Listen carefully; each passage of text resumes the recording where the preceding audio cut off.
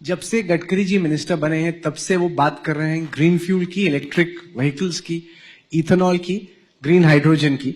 शुरू में 2014 में जब बोलते थे तो लोगों को लगता था ये पता नहीं क्या बोल रहे हैं, इथेनॉल से थोड़ी गाड़ी कभी मैस स्केल पे चल सकती है या ईवी से। अभी आप ऑटो एक्सपो पे आए और वहां पे देखा कि ऑटो एक्सपो में इस बार इलेक्ट्रिक व्हीकल ज्यादा हैं और आइस कंबशन इंजन जो हैं उनके मॉडल्स कम आ रहे हैं। तो जो आपका एक तरीके से विजन था कि ग्रीन फ्यूल्स की तरफ बढ़ना है, क्या आपको लगता है कि वाकई में अब आखिरकार वो एक हकीकत बन रही है?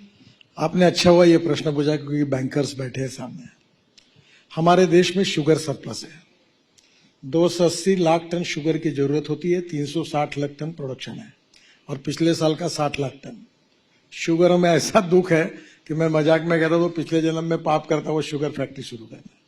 तो आज sugar surplus, corn surplus, rice surplus, wheat surplus, एक समय फूड वर्सेस फ्यूल ऐसा विवाद होता था। अब हमारी एमएसपी ज्यादा है और मार्केट प्राइस कम है। तो हमने ये किया है कि diversification of agriculture towards energy and power sector. हमारा किसान केवल अन्नदाता नहीं बने, ऊर्जादाता बने। और मैंने ऐसे अनेक उपक्रम अभी लिए हैं।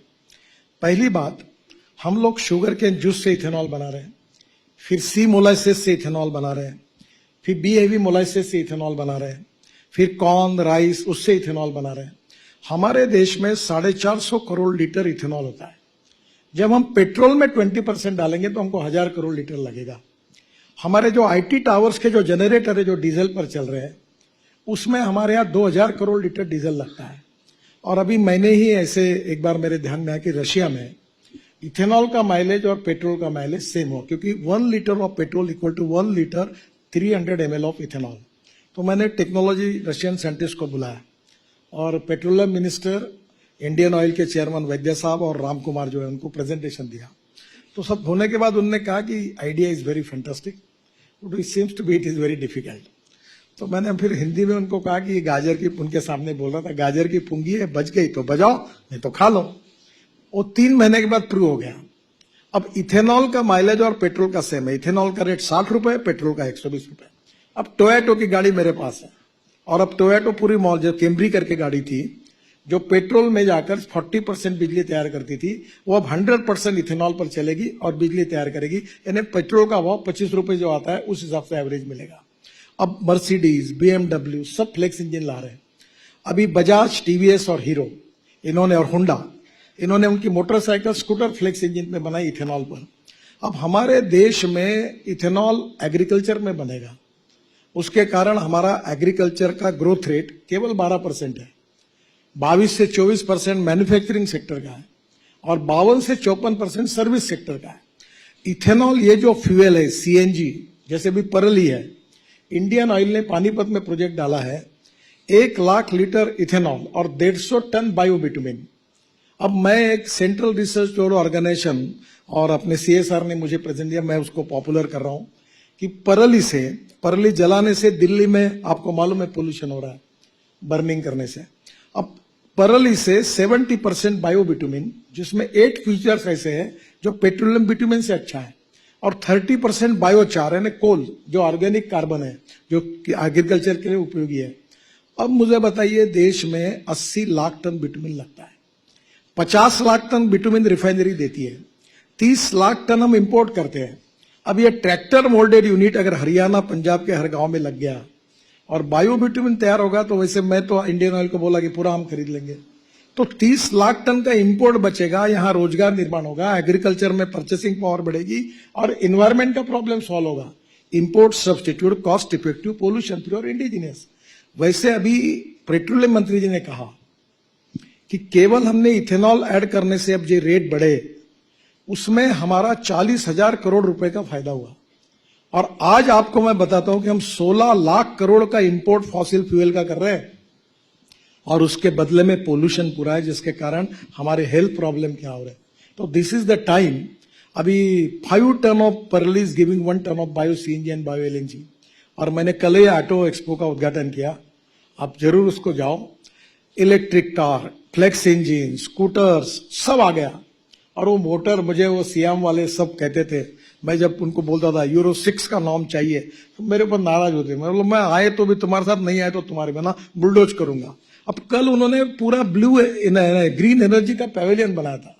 मुझे इतनी खुशी हुई कि वो दिन अब दूर नहीं है कि ये 16 लाख करोड़ का इंपोर्ट कम होगा और कम से कम 7 से 8 लाख करोड़ अगर एग्रीकल्चर सेक्टर में जाएंगी तो ये 12% एग्रीकल्चर ग्रोथ रेट अगर 18 से 20% में गएगा तो आत्मनिर्भर भारत का प्रधानमंत्री का सपना पूरा होगा।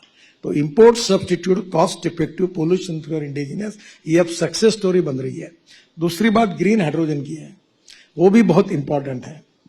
जो पेट्रोलियम से बनता है वो ब्राउन हाइड्रोजन, जो कोल से बनता है वो ब्लैक हाइड्रोजन, और जो ग्रीन हाइड्रोजन है वो 3 है। और सरकार ने 20,000 करोड़ हाइड्रोजन मिशन के लिए रखे हैं।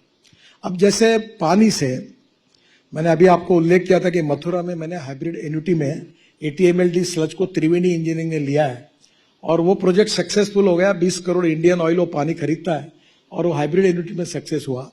तो अभी रूफटॉप सोलर, क्योंकि पानी से जब बनाएंगे तो हमें बिजली 70% लगती है, तो रूफटॉप सोलर में बिजली की कॉस्ट कम है। और इलेक्ट्रोलाइजर में India is number 1 in the world in manufacturing of electrolyser.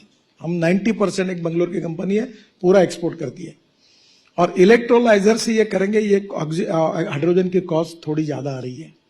फिर इसके साथ जो बायोमास है या ऑर्गेनिक वेस्ट है कारपोरेशन की, म्यूनिसिपल वेस्ट, ये बायोडाइजेस्टर में डाल के मीथेन निकालकर फिर हाइड्रोजन निकलता है।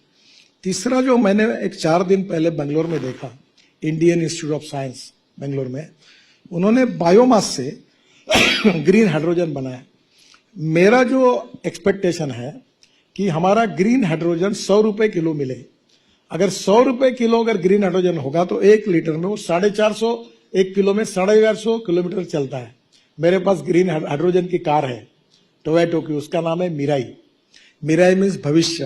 दिल्ली आओ, मैं एक बार घुमाऊंगा, मर्सिडीज से अच्छे इफेक्ट्स है। तो ये green hydrogen is the future for the country. और हिंदुस्तान ये एनर्जी को इंपोर्ट करने वाला नहीं, तो एनर्जी को निर्यात करने वाला देश बनेगा। हमारी रेलवे, हवाई जहाज, हमारी गाड़ियां, ट्रक, बसेस, हमारा स्टील, केमिकल्स, सब उसके ऊपर चलेगी। और 10 साल में पूरा ये इंपोर्ट खत्म हो जाएगा, पोल्यूशन भी खत्म हो जाएगा। और दूसरा, एग्रीकल्चर में एकदम रिफॉर्म हो जाएगा। मैं आपको बता रहा हूं कि ये इतनी सक्सेस स्टोरी है कि गांव में मेरी अपनी आइडिया, क्योंकि मैं जरा किसान सेंट्रिक हूं, मैं फार्मर हूं, तो मैंने कहा कि हर किसान के पास कुआं है, कुएं में पानी है, उधर रूफटॉप में एक अपना pre cooling plant, cold storage डालेगा।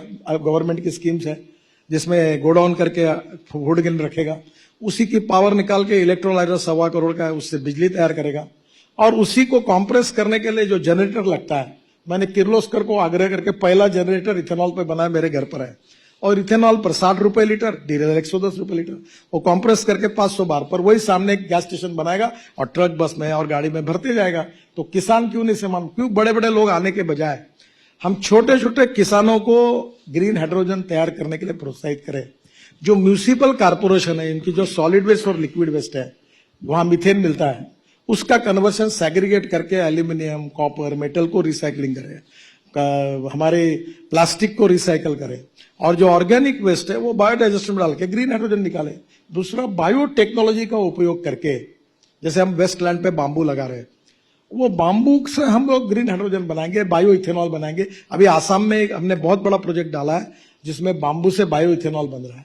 तो मुझे लगता है ये रूरल एग्रीकल्चर और ट्राइबल, जो 65% पॉपुलेशन देश की है और जिनका ग्रोथ में केवल 12% कंट्रीब्यूशन है, वहां एम्प्लॉयमेंट पोटेंशियल बढ़ाना, वहां पर कैपिटल इनकम बढ़ाना, वहां जीडीपी ग्रोथ बढ़ाना और वहां की गरीबी दूर करना, यही हमारी आत्मनिर्भर भारत के लिए प्रायोरिटी है और इससे उसका फायदा होगा।